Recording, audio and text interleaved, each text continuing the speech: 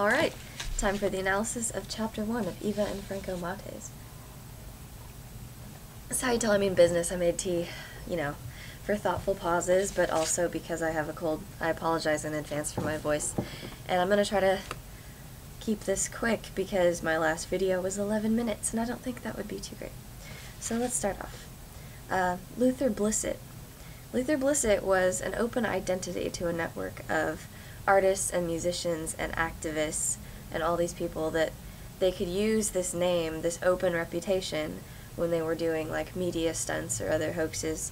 So it sort of gave this impression that this one guy was doing all of this stuff everywhere, but he was also nowhere at the same time.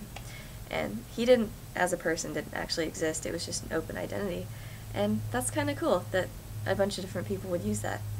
So then Darko Maver was also the same sort of deal in the fact that he was a person that didn't exist because he was an artist that was made up by Eva and Franco, and it was so elaborate. He had a bio and a picture of one of their friends for his face and a bunch of works of art that they made for Darko to have made, and that was really interesting that they could create a whole person that everyone would believe existed.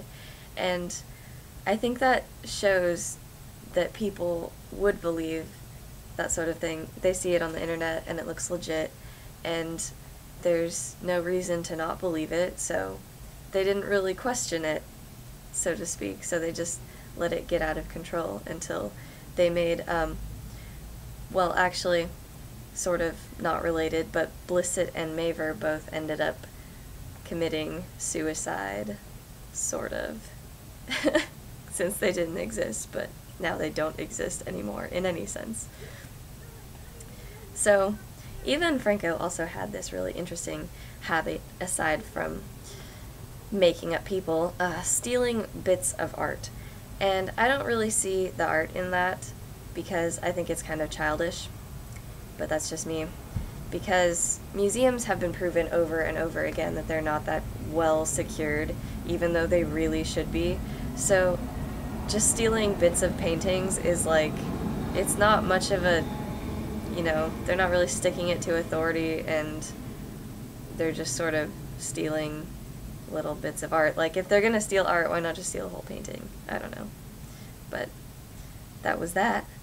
So they also like to, well, apparently they made a living out of making stuff up because they like to post movie posters. That was one of my favorites because they made up a movie and they just made a poster for it, and they put all these A-list actors, and everyone's like, hey, I know those people, that movie must exist. So they started seeing ads everywhere that they didn't put up, like on websites and billboards. So they kind of made everyone believe that this movie was coming out, even though it didn't.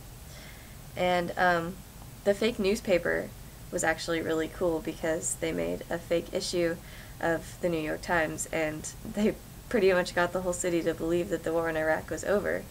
And it was impressive that they could do that, for one, but also I think it showed the people's willingness to believe that. Like, everyone wanted the war to be over, so I don't think it would have taken much persuasion. And that was sort of like they were calling attention to it, like, look how badly everyone wants this to be over. So other than that, they made a lot of art on the actual internet. So there was net.art, which started as a collection of artists who used like websites as their main medium, but it eventually sort of evolved into an umbrella term that was art made on the internet, not like digital art like we have today, but using websites and stuff like that. And another thing that the internet brought about was Second Life, and Eva and Franco started making portraits of Second Life avatars, and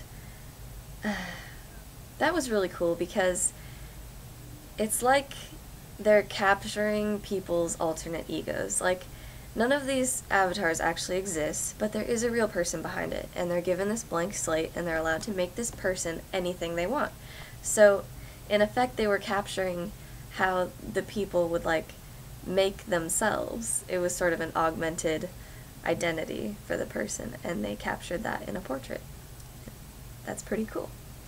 And another thing that they did with the internet was live sharing, when they would open their computer to everything and carry around a GPS. And that's a lot like, you know, people checking in on their iPhones all the time, like, hey, I'm at work. Well, no, you're at work. Nobody really cares. And Facebook, where people just showcase everything about their lives. But there is a line, because Facebook has privacy settings, and we're not just going to let random people into our personal files on our computer, because there's crazy people, and maybe it wasn't such a big deal back when the internet was new, but that seems like a really bad idea now. The whole Nike ground thing was another, it was like their biggest hoax. With that, I think it showed how used to corporate greed society is, which is kind of depressing, but they got so much like hate mail because of that, and Nike was like, what is this all about? But they pretty much got like the whole city of Vienna to believe that Karlsplatz was going to be Nike-Platz. And it wasn't like they were persistent about it, it was just there for people to look at. And it's like nobody really looked at it and went, nah, a corporation isn't just gonna buy this historical monument and use it for their own purposes. They were like, oh my god, this is happening, and it totally sucks. And yeah, so we're kind of used to how corporations kind of exploit everything for their own needs. But the whole Starbucks library, I think if we like repeated that on this campus, it would kind of have the same effect. Like, people wouldn't be like, that's preposterous, nobody's gonna do that. They'd be like, that's sort of weird that they're renaming the library Starbucks Library, but, you know, if Starbucks is paying for it, then I don't see why not. So yeah, I think that would actually be a cool experiment. I'm pretty sure people would react in the same way, but we could always give it a shot. So, that's chapter 1.